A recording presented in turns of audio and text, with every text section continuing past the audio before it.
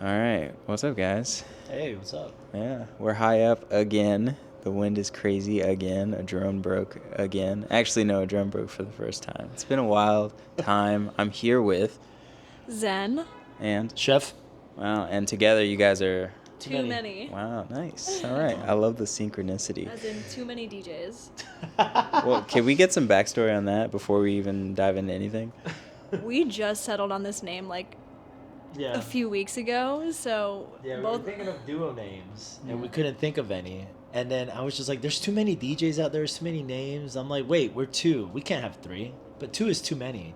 Let's do too many. Solid. You know? I mean, So that's how we stuck. we had been Googling, chat GBTing, trying to think of like creative names. So Yeah. when he said that, it was just easy, done. Yeah. Solid. It Yeah. sounded good. Yeah. I was like, all right, It cool. rolls off the tongue well. Phonetically, shout out phonics, shout out ChatGPT, shout out everything, dude. That's a good name for sure. So I guess we'll just go back and forth. Can you kind of dive into, I guess, like your start, some of the early influences, and kind of how you got going? Yeah, so Steven and I met 3 years ago at a house music event at Crazy Atlanta, and so we bonded, became good friends, and he had just taught himself how to DJ, and I was super interested for a long time. I'd been going to shows and was just so curious, like, what are they doing up there? Are they actually just pressing play, or is that like, are they doing more than that? Is that a joke when people say it? So I was just so curious. I had to know what they were doing, and thankfully, Steve and I became friends. He then taught me how to DJ, and so we would have like little lessons every like week, a DJing lesson, and then we just started doing gigs together, and yeah, it's become a thing now. For sure. What about you? How did you kind of get started and everything? So my dad was a big musician, and my uncle was a big musician. So I've always been surrounded by music, and the art of music. I started in high school playing electric guitar and singing throughout college. So I've always loved music. And then my intro into the electronic music scene, well, you're going to laugh, but it was actually Lady Gaga and Cascade. Wow. Cascada. That song, every time but it wasn't much the lyrics, it was the electronic beats and like the EDM in the back. Not really the lyric. And that was the first song I was like, wow, what is this song? I like the beat. I didn't really care for the lyrics. Every time we touch, I get this feeling like I loved the beat of the instrumentals of the song. So I would go to YouTube and just look at the instrumentals of all these Lady Gaga songs, which are very EDM, which people don't know. It's pop, but it's EDM in the background. It's all electronic. So I was a huge fan of that. And I would just look up all these pop artists with like electronic beats to their songs and just listen to the instrumental on YouTube.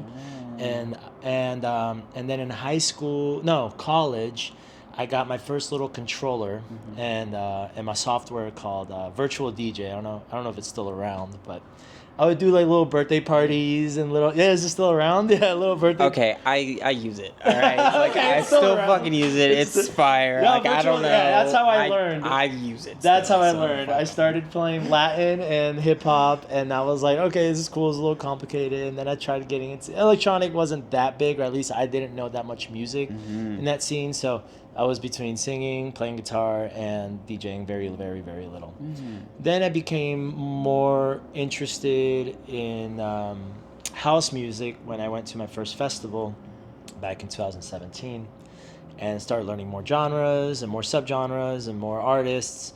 And that way, like around 2019, I bought my first big mixer and started on Serato, started playing, got a little bit better, and would try to go backstage or like behind the DJ booth at like shows and stuff like that, watch him play, kind of implement that at home. Then I upgraded, and now we're on CDJs at this point. So I was like, you know what, this would be fun to do it with a friend. And I met her, I liked her vibe, I liked her energy. I was like, I'm gonna teach you how to DJ, and we're gonna rock the shit. So, and it just happened from there. So yeah. Oh, that's dope.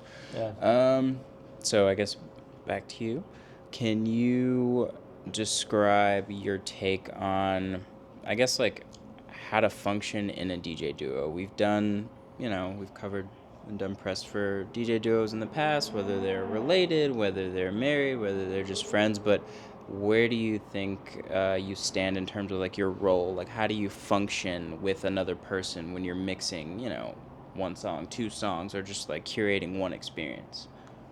We're still learning. We're very, very new to like doing kind of a B2B like we did tonight.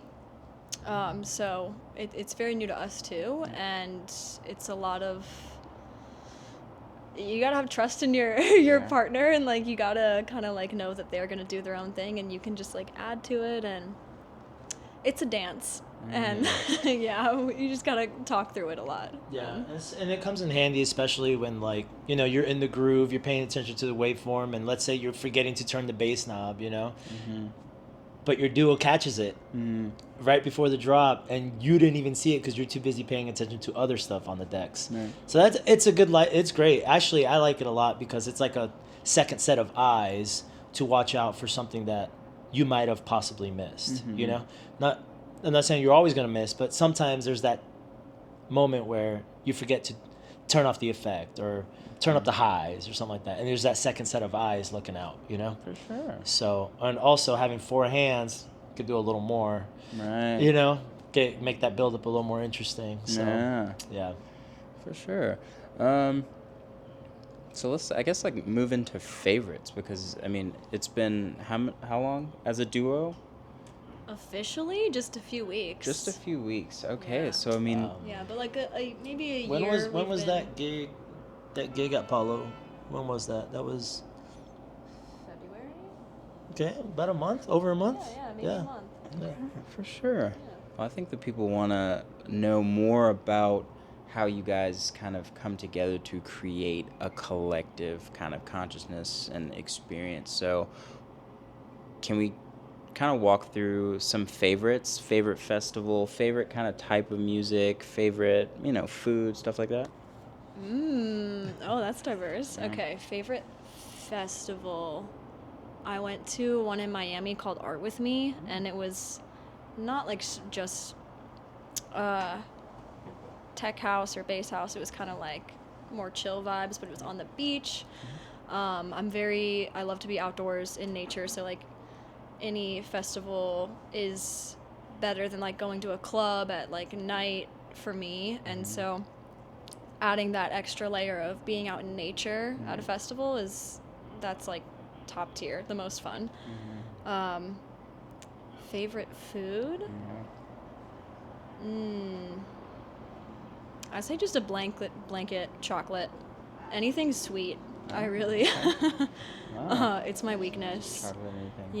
Yeah, maybe that I'm trying to think of how that bleeds into my music taste. Tech house and chocolate. I like Can't go wrong. sweet beets. Right. Sweet Beets are good. I like that. I haven't experienced too many different kinds of festivals, unfortunately. But one of my favorite festivals, and it's probably like the biggest eye opener for me, was Imagine back when they were on the racetrack and they had camping, because the party continued in the campgrounds. There was the pre-party before going into Imagine. It was huge. I don't know if you guys remember 2016, 2017, 2018 Imagine Music Festival at the racetrack was almost like the size of EDC. Like, well, not Vegas, but it was just great. The huge stage, the ginormous crowd. It was actually split in two. It was beautiful. And then after we go back to the campgrounds, the party continues. There's all these lovely people having a good time, and like no one's in a bad mood. It was great. So I'm gonna pick that one because that was like what made me love this music and love this atmosphere. EDC is a good one too, but it's a lot of assholes that go there. Yikes. But I like it. I enjoy it. Don't get me wrong. I enjoy it. I just mind my business. So, but favorite food? Pizza, man. Pizza. Pizza. For sure. Oh, pizza sweet and snob. salty, so we're Sweet, the perfect salty. date. Yeah, facts. I love that salty food. So how do you guys like curate a set? Is it like pick 10, or like are you guys going in and like just figuring it out one by one, or how does that kind of come about? A little bit of both. So we kind of have I think it's really important that if you have a duo, you guys have a very similar taste in music. You know, one can't be like dubstep, bass house, and the other one just be like melodic and progressive. Right. You know, it'll never. I feel like it'll never work. Maybe it can. I don't know. So, but we have very similar taste in music, and we have an idea of what we want to play. We kind of put a bunch of songs apart. So she has her songs, I have my songs, and then when we are live, we're kind of just improvising and feeling the song out, feeling each other out, feeling out like the energy of the song, and you know, obviously the people, you know, and that's kind of how we do it. We're really live actually. We're not really like planning a set, you know. Like our last gig was from 9 p.m. to 2 a.m. and that was just all live, no planning. And I think we did great. The management loved us, the owner loved us, and it was a great time. So I think it's very important. I think that's really cool that we have very similar taste in music. Yeah, and it's very intuitive. Like you said, we don't really plan sets except for like the vibe and genres we want to play. Like tonight we want tech, Latin, Afro house. So we'll like decide the main theme, and other than that, we just want to be able to improvise, and like there's a bit of risk in that as opposed to like preparing a set, nailing your transitions, and but that also doesn't leave room for like going with the flow of what the vibe is and what the crowd's feeling. Right. So yeah, sometimes it can be a little messier, but both are good. But yeah, we like to go with go with the flow, and stimulates the mind a little bit more. Definitely like that. Can you guys dive into some like hard lessons or hard truths you've learned, not only as DJs but as DJ duo?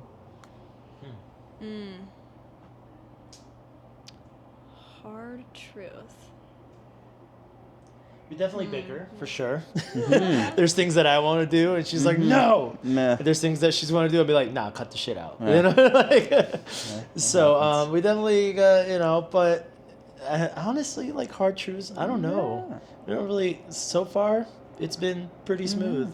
Or I guess like maybe taking a step back from how you guys deal with each other in your duo like relationship, but like anything like in the industry that you've learned or have kind of picked up on being a duo or like just single artists? I don't really know how to really answer this question perfectly. But just from what I've noticed, there's a lot of DJs out there. And if you keep comparing yourself and trying to be better, it's never going to happen. Okay. So what we're doing is just being our own and not looking back at who's looking at us. We're just kind of going. And if you want to come vibe and hang out, come join. Sure. It's going to be a good time, you know? Absolutely. So I don't think we're really comparing ourselves or learning or looking at other DJs. We're just kind of, hey, let's do this. Let's bring this vibe and let's go make it happen. For sure. You know? That's kind of what we're doing here. So. A lesson I've learned is that at least for me, I've never really felt ready for like gigs and performing in public and performing for a crowd, and Steven really pushes me outside my comfort zone in that way, so I'm really grateful to have him in a duo, because if I was a solo DJ, I would honestly probably never play in front of people much outside of like a very casual house party setting. Right. So Steven has really pushed me to grow and to also build my confidence that like we're good enough. We don't have to be perfect, but like we can still share our music and just have fun doing it, no matter what the setting is or whatever. For sure. No, that's very insightful. I think a lot of what a lot of artists bring to the table, they do it kind of subconsciously. They do it well, but it's part of their kind of flow. And so I think it's important to kind of take a step back and be able to teach others to not compare yourself and get the fuck up and do it. So you heard it here first. That's great. We're going to move on. How are we doing on time? Are we good on time? Yeah. We're going to move in to our shameless plugs. So anybody and anything you want to shout out, now's the time to do it free of charge. So Steven and I have a group called Connect Atlanta. Okay. We throw outdoor daytime house music events. For free. For free. Free. Yeah. And I personally don't like to stay up too late. And I can every now and then, but I don't think there's enough like daytime music events. It's all like kind of late night underground, and so we're trying to do something different and have a different energy where we can be out in nature under the sun with our feet on the grass. It's a totally different feeling, and it really just elevates the experience, in my opinion, to do that. So we have events now that it's warm out, like once a month we'll usually DJ at the Beltline and just invite all of our friends, and any passersby are more than welcome to join. And it's a party, but also you can chill and just sit, and we play games. There's a dance floor, so it's super fun. Yeah, it's a lot of fun, and it takes a lot of work to put it together, but in the end, like it's all worth it, because like she said, anything that involves house music or tech house music, it's all gonna be late. It's all gonna be after 10 p.m. Sometimes headliners at certain venues don't come on till like 1:30 a.m. That's cool. Like, I'm down, but there's a lot of people that are not. Let's cater to them. Yeah. Let's bring the daytime vibes. Like, I'm a big fan of like sunset. Like the sun is going down, the sky is orange, and you have house music playing. Like, that's just a very euphoric feeling, at least for me. Some people like to rave at 6 a.m, and that's cool too. I've done that before, but it's just like something about just the beautiful sky and this beautiful city that we live in is just like, it's great. And it's such a good time with Connect Atlanta. We literally take off our shoes and walk on the grass and just have a great time. And anybody that looks at us, we say hello, and we bring them in with open arms, and we have a good time. So Connect Atlanta definitely is an awesome event that you guys should come out to. For sure. Yeah, our monthly event is House in the City. Yes, that's the name of the event. Yeah. All right. Yeah. All right. Wow.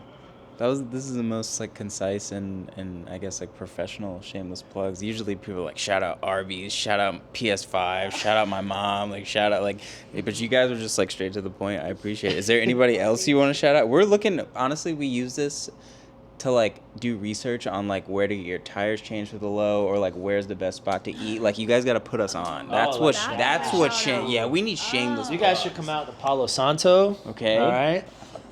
Come to Palo Santo. Yeah. We Not just on the nights that DJ we're playing. there. Yeah. Oh, wow. It's a great I'm time. trying to think of non-music. For sure. I'm just gonna go back and forth, and you guys just better be ready. Yeah, Palo Santo, awesome management, great drinks. Oh, I'm a huge like craft cocktail kind of guy. Like, I don't care if it costs $30. If it's a well executed, balanced craft cocktail, sign me up. Palo Santo has that. Got it. Okay, I'm sorry, I don't know where you can get your oil changed for cheap, but we also DJ on the first Tuesday of every month at 97 Astoria. It's a Latin comedy night, so if you like reggaeton, Latin music, you can join for that. Nice. Another big shout out and a big influence of like wanting to do this is DJ Rob Sessions in Atlanta. I don't know if you guys have heard of him, but he has all kinds of. I love that guy. I try to go to almost all his parties. He's Peruvian, and I know Mr. Cameraman is also Peruvian. And Shout out Peru. Shout out Jair. and awesome food. So, but him and his circle of friends and Janir, aka Kofla, also really tight with him. And just watching them, what they do, I'm just like, man, let's do this, it's kind of like a motivator, so it's great. And my buddy Nettie, he's always, every time we do something, Shout out. my homie Nettie is always just hanging out with us, seeing what we can do. So he looks out for me, I look out for him. So shout out to my homeboy Nettie. Sure. So Thank you, Alex, for letting us use this sick Yeah, balcony honestly. and the views. Solid. Well, I think that's a wrap. And That's a wrap? thank you guys. Oh, wow. Thank Yeah, you. sick. I mean- Shout out to the Private Property Group. That's really why we do shout outs. We're like hoping you shout us out first, and we're just like, yeah. Like, The sick setup, like we're filming a Marvel movie here. We got Yeah. everything going on. hey, we try. I We're love it. trying. I We're love it. trying. We're tired. We're crying. We got to get you to sign this giant key. Hold on. Did Okay. you stop that? No. Okay. We're good. All right. Yes, and then I have a dry erase somewhere. Hold on. Yeah, you gotta do the separate name and then the big one. Lines. Yeah. That's the first time you remember. I forgot. I can't lie. Whoa. Yeah. No way. I'm thinking it's dry There's erase. no going back. Wait, so like this is just for us, so big. Yeah. Yeah, it's like dry erase, so we erase it after every one. So you can make it as big as you want. Just kind of vandalize it. I hit my vape off cam, even though the mic's still going. Too many and two signatures. It's great deliberation. Too many and Two signatures. Wow, this is a budding partnership. Like, this is a good partnership. This is, you see this planning. You feel like you're an announcer right now? I am, dude. This is like this is like planet Earth. I would have thought they scripted all this. Yeah, this is great. Too many. Zen signature. Zen signature. Steven signature. Sig if you want Zen, so that's Zen. No, Zen. Just do it, please. Oh. There you go. Yeah, Your signature. Yours. Hit it with a word I've never for me. written Zen in cursive. Your personal signature. Okay. Your artist signature, celebrity signature. There you go. Yeah. Nice. My professional Woo! business signature. Yeah, Megan there you and go. H. There you go. Solid.